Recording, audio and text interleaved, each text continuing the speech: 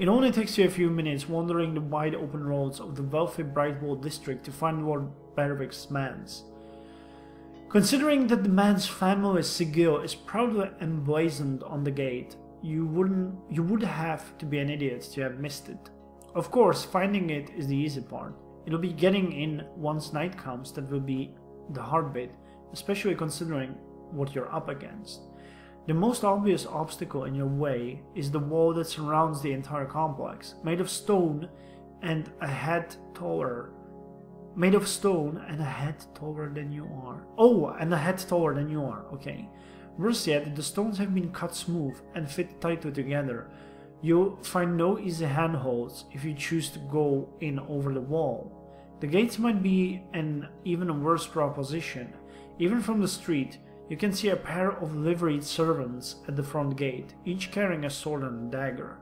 You'll be able to subdue them with little trouble. They're armed servants, not soldiers, but unless you can take down both quickly, they'll be able to sound the alarm and bring who knows how many others upon your head.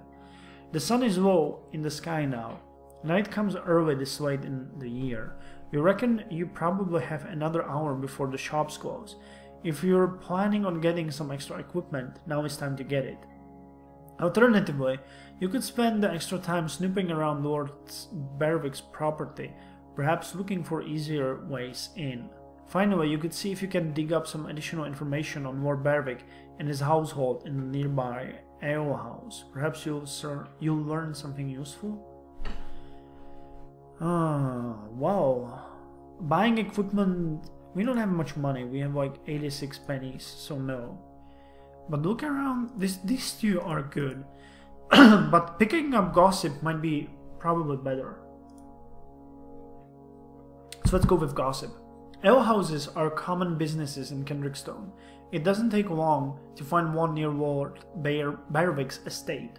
You step through the door, put down a few coppers for a tankard of cheap sour ale, and sit in a corner, hoping not to be noticed as you listen into the conversations around you. It doesn't take you more than a few minutes to overhear something promising. "The bastard hasn't paid us in nearly 2 months now," a woman grumbles in the booth next to yours. "If this keeps up, I'm nicking the silverware, walking out and taking service at the keep." "Is that such a good idea?" another woman's voice asks. "A high-born lord like yours will bear a grudge. Surely it can't be that bad." The other woman spits in response. "It's worse. The bastard's even been shorting me on ale rations, and the other guards too. Why do you think I'm drinking in here? Lord Berwick can go blow himself." "So your target hasn't been paying his guards? Perhaps that will make getting in easier than expected." You finish your tankard and head back out. You make your way back to Lord Berwick's complex, arriving just as the sun slips below the horizon. With the coming of the night, the streets quickly clear. The throngs of people crowding the streets of Kendrickstone just minutes ago have retreated into homes, alehouses and inns, and the only remaining light comes from the distant starry sky and the open windows of the buildings around you. The wide, cobbled streets of the Brightwall districts are now empty. That's a promising start, if I may say so. So, you stand before the gate to Lord Berwick's walled estate and consider your options. The first and most obvious approach would be to go right through the front gate. That would also mean going right through the guards. If you mean to kill or incapacitate them, you'll have to do it quickly, before they can raise the alarm and bring guards from other parts of the house to their aid. Of course, you can always try to bribe your way through. If the guards truly haven't been paid for 2 months, they would be very likely to be susceptible. Alternatively, you could try to talk your way through if you feel like your wits are sharp enough. You can also pick a dark, secluded spot and try to scale the wall. While you should be able to get yourself over without much trouble, doing so unseen might be a bit more difficult.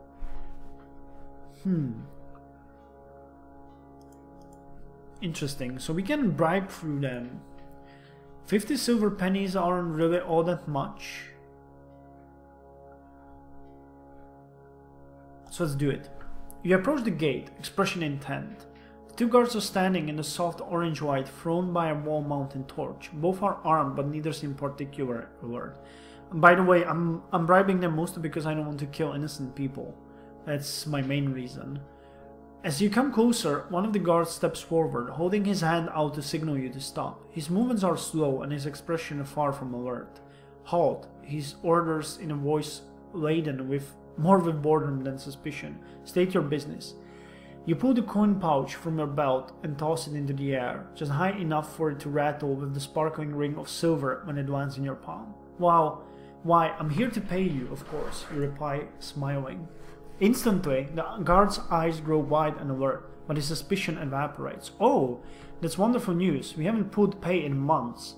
He continues smiling as you dole out silver pennies one by one into his open and eager hand. What's going on here? The other guard approaches the two of you, her eyes hard and suspicious, her hand resting on the hilt of her battered but still serviceable-looking sword. We're getting paid, the first guard exclaims. The second changes her tune at all. The court has judged us kindly. 2 months late is still better than nothing. You put 25 pennies in each guard's hands, a guard's monthly wage in the relatively safe streets of the great city. When you put away the pouch, the guard's expression falls again. We're owed 2 months' pay, one of them, the woman protests. You've only given us once. I've only got enough money to pay every guard in the estate for last month, you reply as smooth as you can. I'll come back with this month's pay tomorrow night, I promise. The two guards look at each other. The man bites his lip, and the woman sighs. Fine, she spits out, but you better have the rest of what we're owed tomorrow night. I don't like being strung along like this. With a final suspicious look, she steps back and pushes open the gate for you. You step through and enter the grounds of Lord Berwick's house. Before you stand the imposing stone and timber bulk of Lord Berwick's mansion. Open windows flood the air around them with the soft orange glow of candlelight. Carefully, you make your way towards the building. You move as fast as you can, hoping that nobody looks out of the window or spots you moving across the yard. Nobody does. Within moments, you are able to find the side door and slip inside. Okay, here we go. It takes a few moments for your eyes to adjust to the light from the candles and lamps. When you can finally open your eyes again without squinting, you find yourself in some sort of storage room. Immense casks sit on the side in 2 rows, one on each side of the cool, stone-floored room. Iron taps stick out from the heads of each. You turn one of the taps experimentally. Perhaps Lord Berwick has good taste in ale, but nothing comes out. You try the others, and sure enough, they're all empty. After a few minutes of searching the hallways and rooms around the storage room, you realize that the casks aren't the only things that are empty. The entire house is deserted. There are none of the sounds of a household, either waking or asleep. The 2 guards at the front may as well have been the only people in the estate. Despite this, it is clear that the building has not been empty for long.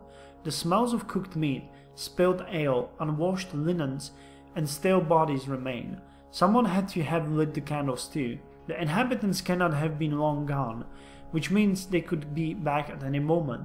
However, with the house currently deserted, you no longer have to worry about stealth. It won't take you long to search the place for the chalice. Likewise, you can take the time to look through Lord Berwick's papers for the proof of smuggling activity that Dame Mildred wants without the risk of being detected. Then, another thought hits you. With the mansion deserted, what's stopping you from helping yourself to the rest of Lord Berwick's valuables? Surely a house this big would have something worth misplacing. Still, your time is limited. What do you do first? I search for the chalice. I find and ponder Lord Berwick's strongbox, or I search for proof that Lord Berwick is involved in smuggling.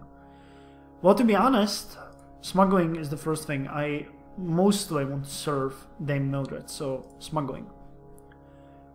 Were Lord Berwick a particularly cunning mastermind, the records of his misdeeds would be hidden within a locked vault, covered within magical wards, or behind a secret door opened by an elaborate code. Instead, you find what you need in his personal ledgers, clearly marked on a shelf in his library. Apparently, Lord Berwick is not a very cunning man. The ledgers record every transaction, entry after entry, of large sum coming in without any explanation. There are only two issues. The first is obvious. While such obvious irregularities raise the suspicion of illegal business, they aren't proof. The other is the fact that the payments suddenly stopped 2 months ago.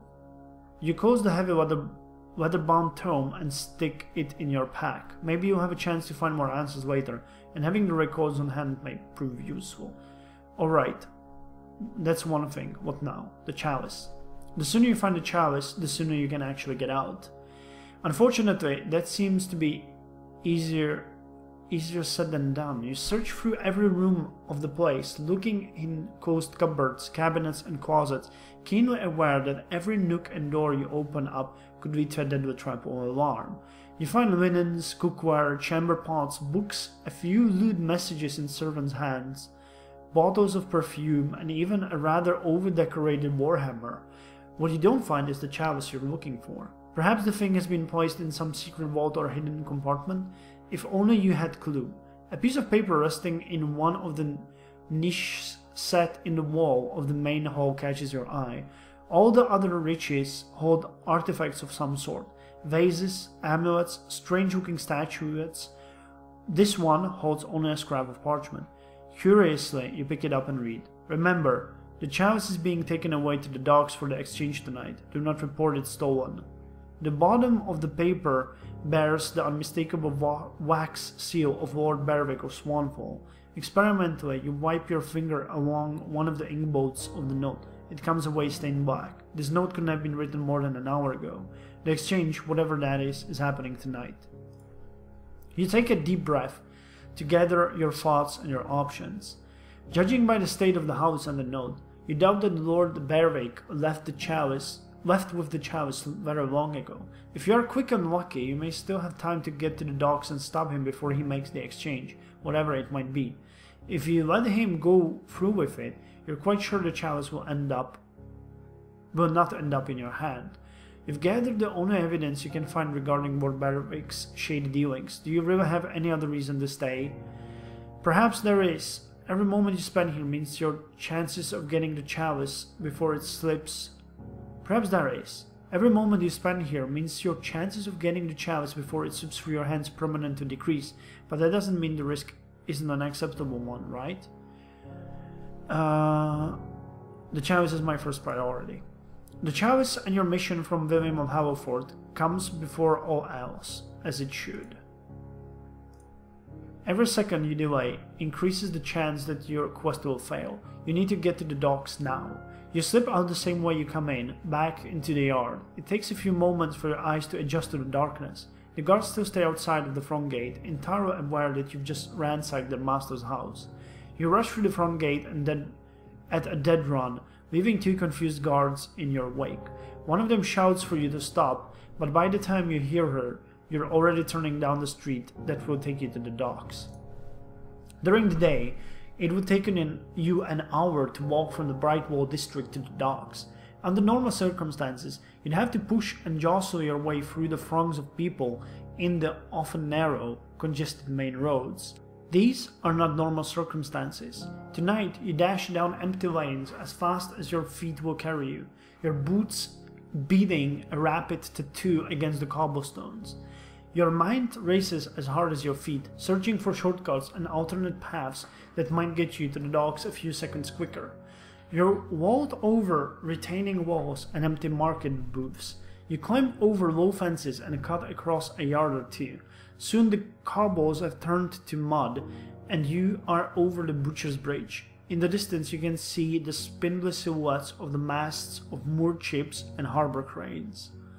Your lungs start to burst just as you run towards the docks, but you cannot afford to slow down now. Before long, you are sprinting into the maze of warehouses that surround Kendrickstone's commercial harbor. Thinking frantically, you dredge up what you know about Kendrickstone docks. You don't have time to search every single wharf, so what would be the most likely place for a noble to repute to trade a valuable artifact without being spotted? Wait, you know. Perfect, that's probably where our knowledge of the city comes in. The dock nearest to the city walls would be the best bet. Only small ships can dock there, so it is usually empty. Its awkward position also means it is very secluded. You rush to the wharf in question, and around the corner just in time to see a dark figure in the fur-trimmed cloak of a noble, surrounded by the distinctive silhouettes of armed men and women. It's Lord Berwick for sure, and in his hands sits a large cup of burnished brass. Nice, so we caught him. Let me just get some more tea, because man, speaking so much, I've been recording for 3 hours now and it's hurting my throat. But I'm having so much fun. Let's go. Lord Berwick is clearly waiting for the person he is set to make the exchange with.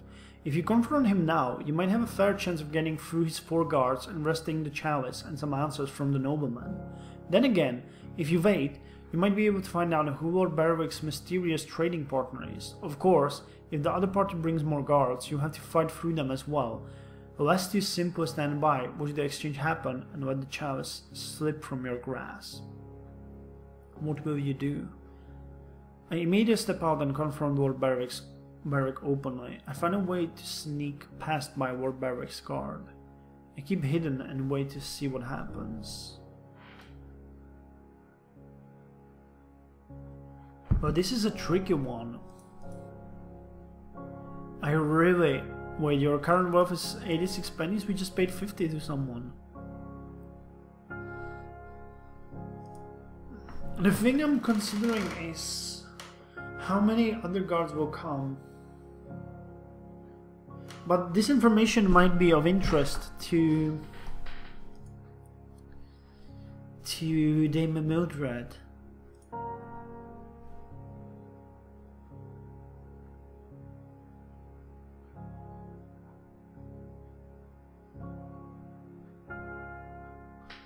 I keep hidden and wait to see what happens. This might be a dead end, but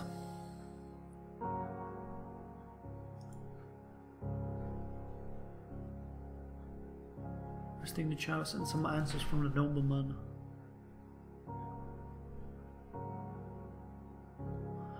What would Dame Mildred like more? She would like more the information, and I would like more the chalice. Or me, well, our employer.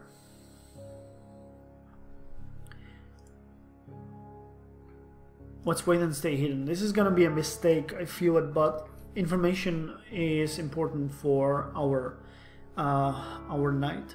As you watch from your shadowed position, you catch sight of a distant flame out beyond the city walls. It's sort of hidden by the mists of the river Colmere.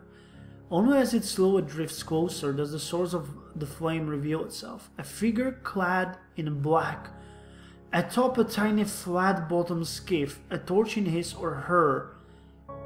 It's hard to tell from where you stand, hands. So he's dealing with the smugglers. 2 other figures stand with the torchbearer on the small boat, guiding it down towards the wharf where Lord Berwick and his guards await. The figure with the torch steps off the boat as it bumps against a stone wharf. It is then that you notice that the torch is not torch at all, but a small flame suspended over the newcomer's hand. He's a magician!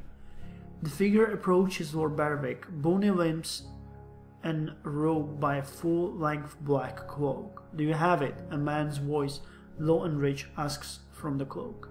Lord Berwick nods with a sycophantic haste, entirely at odds with his noble status. Yes, here it is, Lord Milius, he says as he presents the chalice.